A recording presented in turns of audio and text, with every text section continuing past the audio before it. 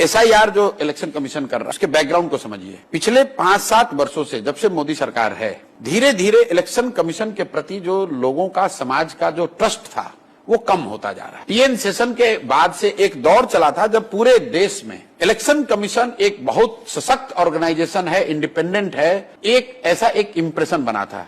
14 के बाद वो धीरे धीरे कम हो रहा है। समाज में एक बहुत बड़ा वर्ग है जिसका इलेक्शन कमीशन पर ट्रस्ट कम होता जा रहा है। उसी बीच में 2 घटना हुई। महाराष्ट्र और हरियाणा के चुनाव के बाद देश के विपक्ष के नेता राहुल गांधी ने तथ्यों के साथ ये आरोप लगाया कि इस तरह से इलेक्शन कमीशन इलेक्टोरल रोल में हेराफेरी कर रहा है, चुनाव का रिजल्ट को प्रभावित कर रहा है। उन तथ्यों का इलेक्शन कमीशन ने कोई गंभीरता से, कोई प्रमाणिक तौर पर उसका कोई काट या कोई उसका उत्तर नहीं दिया, उसको एक तरह से साइड ट्रैक कर दिया। अचानक से फिर उसी कॉन्टेक्स्ट में, जबकि एक समाज के एक बड़े वर्ग का आप पर से विश्वास कम हो रहा है। मैंने बंगाल इलेक्शन जीतने के बाद आप जाके मेरा इंटरव्यू सुन लीजिए।